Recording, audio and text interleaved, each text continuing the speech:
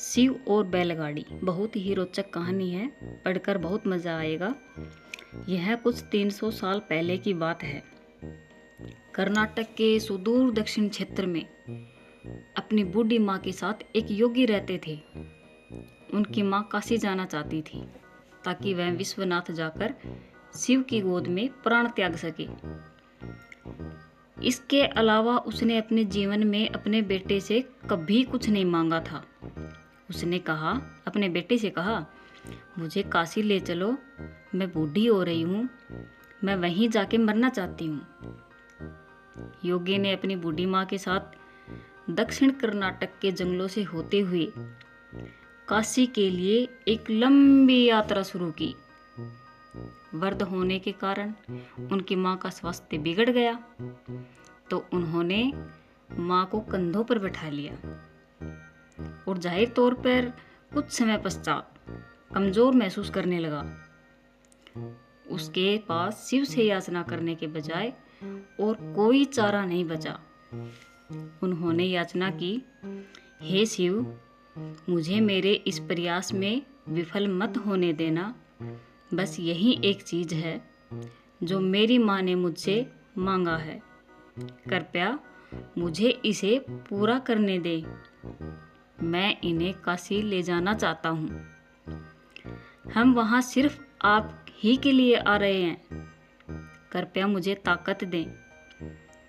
तब जैसे ही उन्होंने चलना शुरू किया तो पीछे से एक घंटी की आवाज़ सुनाई दी, जैसे कोई बैलगाड़ी आ रही हो। उन्हें धुंध से उभरती हुई एक बैलगाड़ी दिखाई दी जिसे एक बैल खींच रहा था, जो थोड़ा अजीब था क्योंकि एक बैल वाली बैलगाड़ी छोटे रास्तों के लिए होती है। जब सफ़र लंबा हो और जंगली इलाके से होते हुए हो तो हमेशा 2 बैल ही गाड़ी को खींचते हैं। पर जब आप थके हों तो ऐसी बारीकियों को किसे परवाह। गाड़ी नज़दीक आई, पर वे चालक को नहीं देख पाए क्योंकि चालक लबादे में था और बाहर धुंध भी थी। मेरी माँ बीमार है, क्या हम आपकी खाली गाड़ी में यात्रा कर सकते हैं? उन्होंने कहा। अंदर बैठे व्यक्ति ने सिर हिला के हाँ कहा। वे दोनों गाड़ी में बैठे और बैलगाड़ी आगे चलने लगी। कुछ समय बाद योगी का ध्यान इस ओर गया कि जंगली रास्ता होने के बावजूद बैलगाड़ी बहुत आसानी से आगे बढ़ रही थी। तब उन्होंने नीचे देखा और पाया कि पहिए घूम नहीं रहे हैं। वे रुके हुए थे, पर गाड़ी आगे बढ़ रही थी। फिर उन्होंने बैल की तरफ देखा और पाया कि बैल बैठा हुआ था, पर बैलगाड़ी चल रही थी। तब उन्होंने चालक की ओर देखा और पाया कि वहाँ सिर्फ लबादा ही था। उसने अपनी माँ की ओर देखा। माँ ने कहा, अरे पागल, हम पहुँच गए हैं, अब कहीं और जाने की ज़रूरत नहीं है, यही वो जगह है, अब मुझे जाने दो।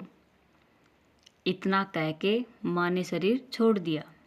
बैल, बैलगाड़ी और चालक सब विलीन हो गए। योगी अपने गांव लौट आया। लोगों ने सोचा, यह इतनी जल्दी लौट आया है, ये अवश्य ही अपनी माँ को कहीं छोड़ के आया है। यह उसे काशी नहीं ले गया। उन्होंने उससे पूछा, तुम अपनी माँ को कहाँ छोड़ के आए हो? उसने उत्तर दिया, हमें वहाँ जाना ही नहीं पड़ा, शिव खुद आए थे हमारे लिए। क्या बकवास है, उन्होंने कहा।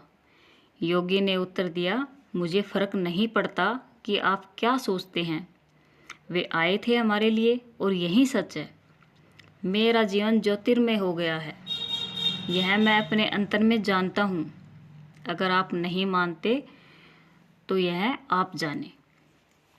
तब उन्होंने पूछा, ठीक है, हमें कुछ ऐसा दिखाओ कि हम माने कि तुमने सच में शिव को देखा है और वो सच में शिव तुम्हारे लिए आए थे। योगी ने कहा, मैं नहीं जानता, मैंने उन्हें नहीं देखा, मुझे सिर्फ एक लबादा दिखा। वहाँ कोई चेहरा नहीं था, वहाँ कुछ नहीं था, वहाँ खाली था। अचानक सबने देखा कि वह खुद वहाँ नहीं थे, सिर्फ उनके कपड़े ही दिखाई पड़ रहे थे। दक्षिण भारत के महान संत बने। जहाँ भी वह जाते लोग उन्हें बिना चेहरे वाले योगी के रूप में जानते थे। ओम नमः शिवाय। शिव की महिमा अपरंपार है।